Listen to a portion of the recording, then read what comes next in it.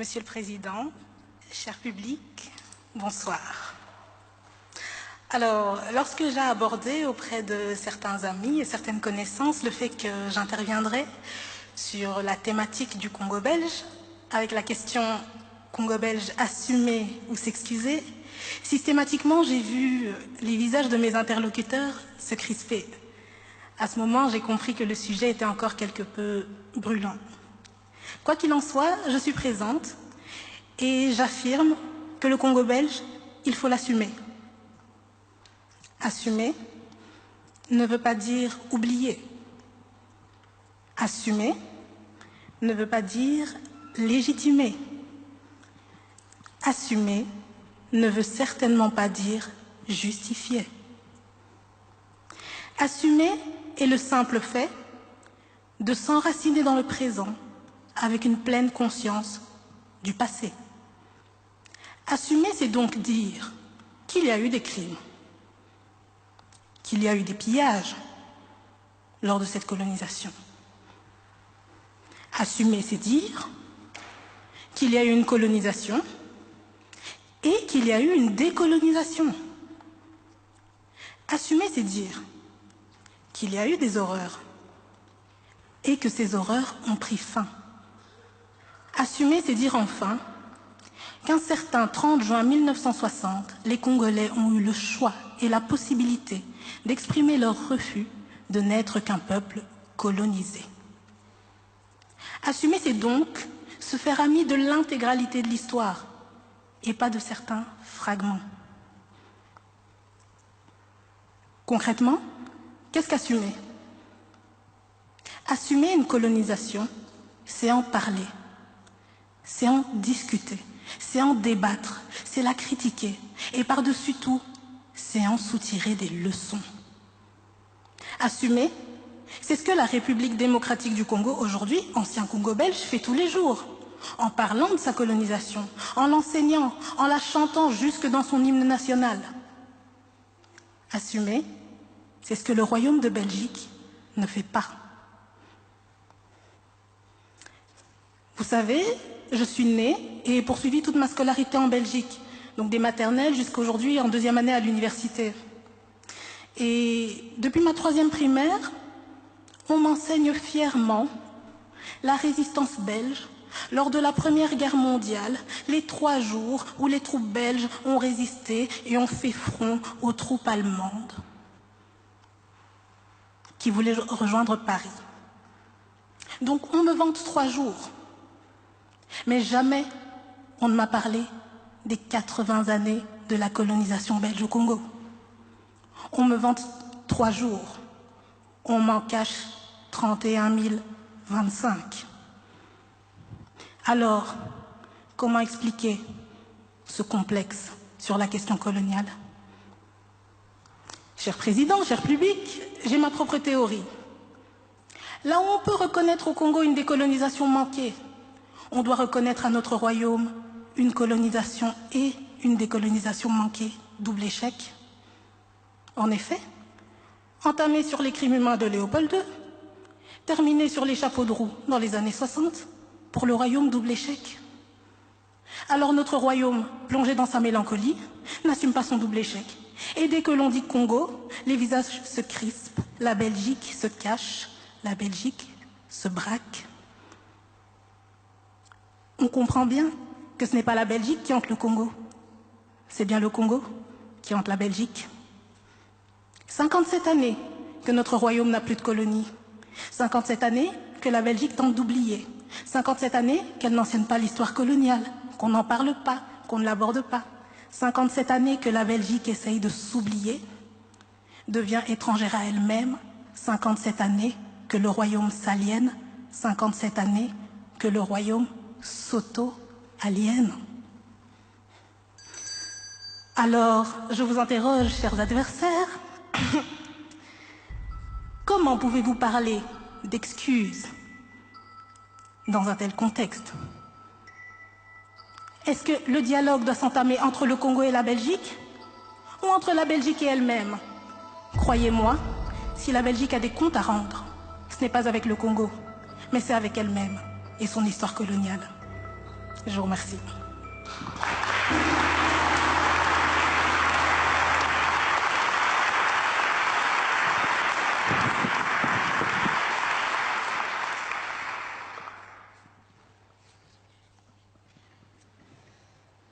Monsieur le Président, Mesdames et Messieurs, le Congo belge, assumer ou s'excuser. Tout d'abord, j'aimerais commencer par une définition des termes. Assumer. Assumer nous vient du latin assumere, qui signifie prendre pour soi. Une chose me dérange dans la valeur que l'on accorde au fait d'assumer dans notre débat. En effet, est-il correct de se poser la question de si oui ou non il faut assumer à partir du moment où la colonisation a commencé, à partir du moment où les actes ont été commis, à partir du moment où le roi des Belges, Léopold II, s'est porté garant de la conférence de Berlin? L'histoire ne nous laisse pas le choix. Elle ne laisse pas le choix à la Belgique de prendre sur soi. À moins que l'on réfute le fait qu'il y ait eu colonisation.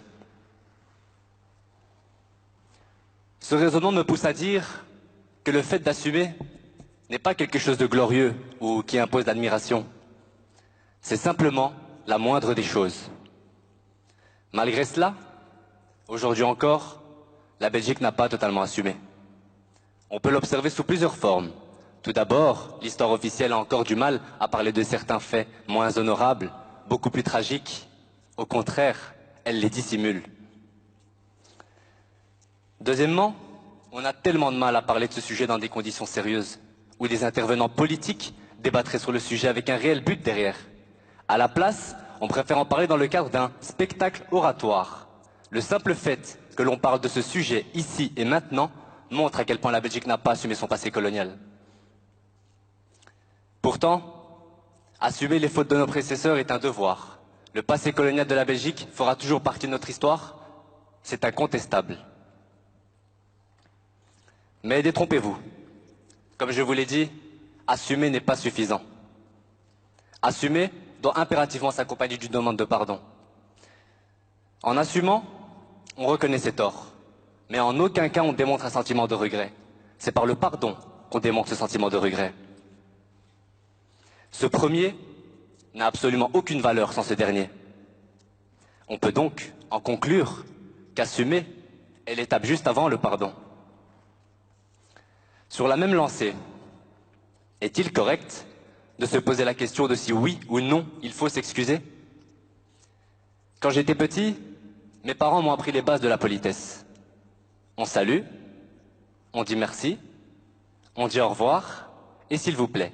Dans la même lignée, ils m'ont appris à ne pas faire de mal aux autres. Mais quand j'en fais, à demander pardon. C'est la moindre des choses. Dans le cas présent, s'excuser qu'à une époque, par le biais de nos dirigeants occidentaux, des actes innommables ont été commis. Des actes innommables ont été commis par le simple fait que l'on se permettait de coloniser un pays. Par le simple fait que l'on se croyait supérieur. Par le simple fait qu'ils n'étaient que des indigènes. Je trouve ça triste que 60 ans après, nous ne sommes qu'à cette étape du débat, à se demander s'il faut assumer ou s'excuser. Imaginez que vous ayez vécu la colonisation, qu'elle vous a tout pris, humilié, torturé, et que plus d'un demi-siècle après, vous revenez et que vous constatiez que nous en sommes que là, à se demander s'il faut assumer ou s'excuser. Tout ça dans une bonne conscience.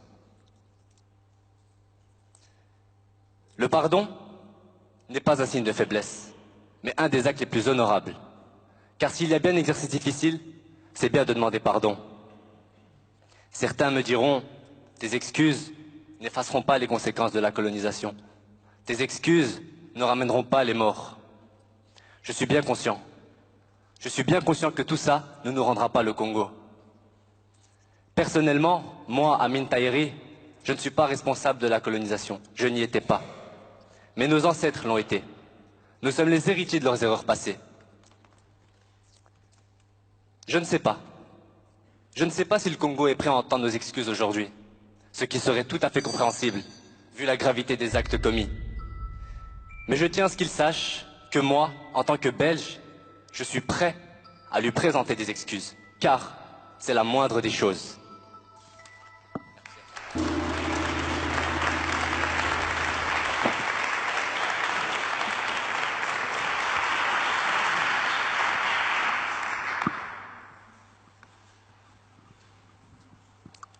Mon cher ami, j'ai entendu votre argumentation. Je l'ai écoutée très attentivement. Toutefois, je me maintiens sur ma position. Assumer le Congo belge est un impératif. Je disais dernièrement, lors de ma dernière intervention, qu'assumer nous rendait amis de l'intégralité de l'histoire. Permettez-moi, cher public, Monsieur le Président, d'aller plus loin et de dire qu'assumer nous permet de remettre le présent en question en regardant notre passé. Vous savez, le Congo belge, ce n'est pas l'histoire d'une colonisation, ce sont deux colonisations. D'une part, celle du Congo, à qui l'on a certifié, bien entendu dans le contexte paternaliste et impérialiste de l'époque, une infériorité identitaire et culturelle. Et dans un second temps, c'est celle de la Belgique, à qui toujours, dans ce contexte paternaliste et impérialiste de l'époque, on a certifié une supériorité identitaire et culturelle. Colonisation des esprits, colonisation des consciences, colonisation inconsciente. Petit saut dans le temps, cher public, nous sommes en 1897. Alors, période d'industrialisation en Belgique, la Belgique brille. Et quelque part à Tervuren, un zoo humain. Oui, vous entendez bien, un zoo humain. Vous ne le saviez pas? C'est normal, on n'enseigne pas. Dans ces zoos humains, des Congolais. Dans le public, des Belges. Colonisation des esprits, colonisation des consciences, colonisation inconsciente. Qui poussa monsieur et madame tout le monde à aller embarquer leurs familles, leurs enfants, voir d'autres êtres humains dans un zoo. Fort heureusement, ce type de spectacle ne se produit plus dans le royaume. Mais comme je l'ai dit au début de mon intervention, assumer nous permet de remettre le présent en question. Alors questionnons-nous, qu'en est-il de la colonisation des esprits?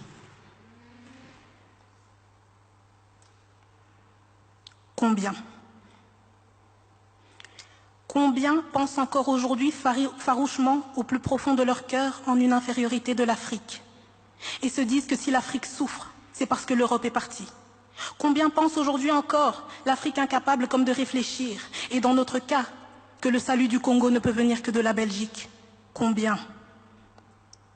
Cher public, détrompez-vous.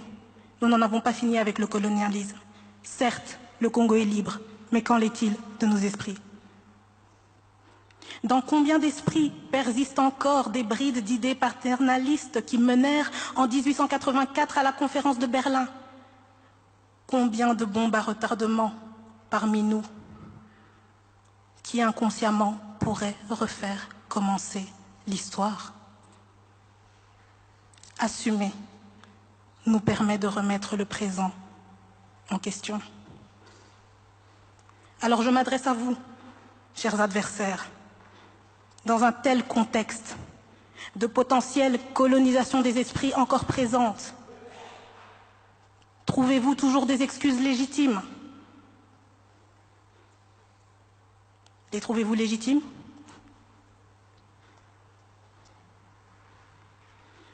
Ironie, hypocrisie ou naïveté? Ironie, hypocrisie ou naïveté que de tout ramener à des excuses dans un contexte si enchevêtré dans lequel il y a tant d'éléments à prendre en compte, le Congo belge.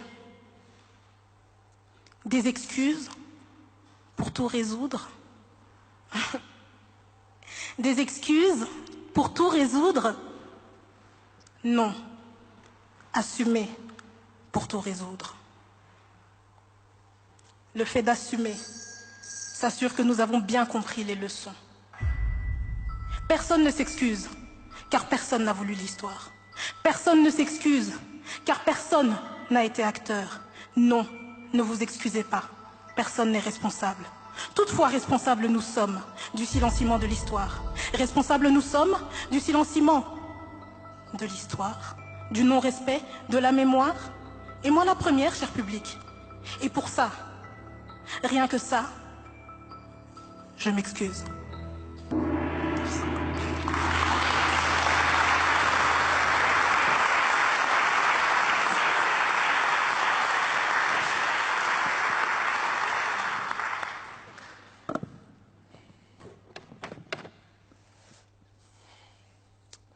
Monsieur le Président, Mesdames et Messieurs,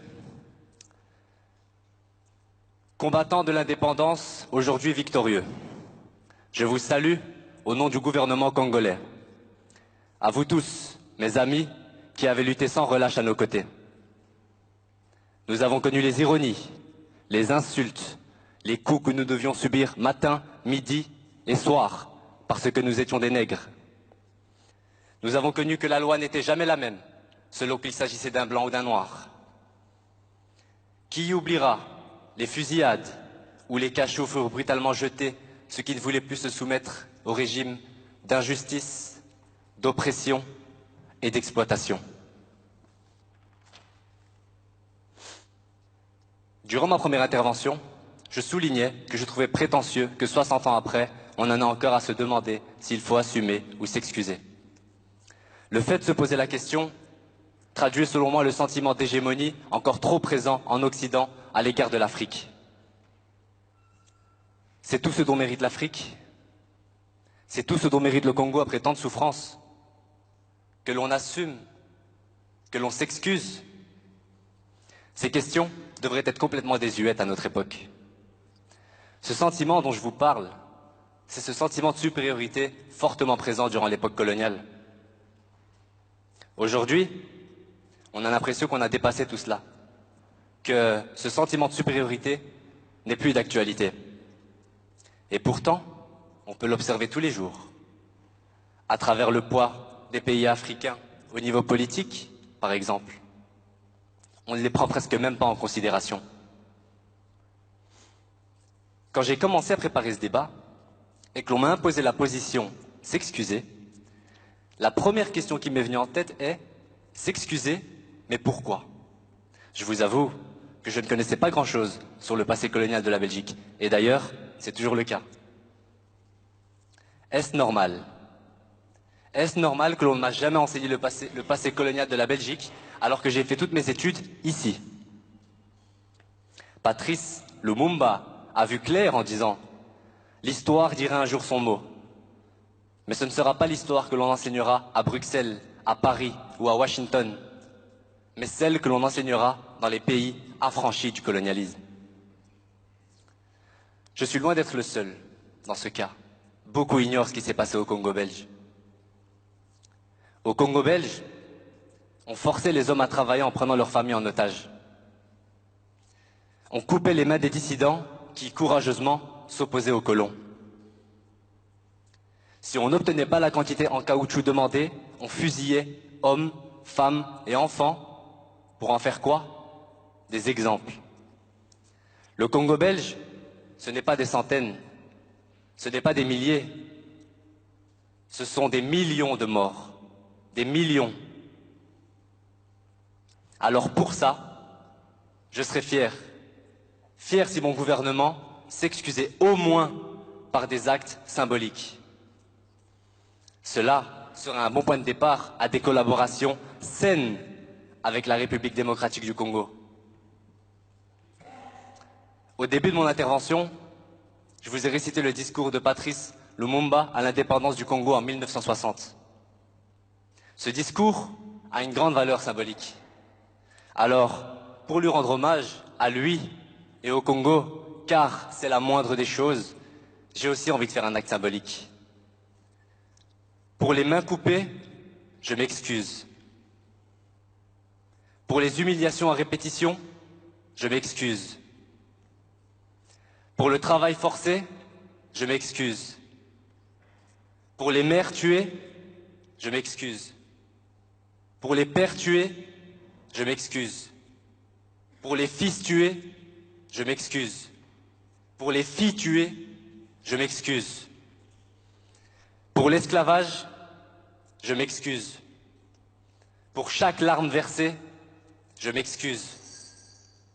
Pour notre silence, excusez-nous. Merci à tous.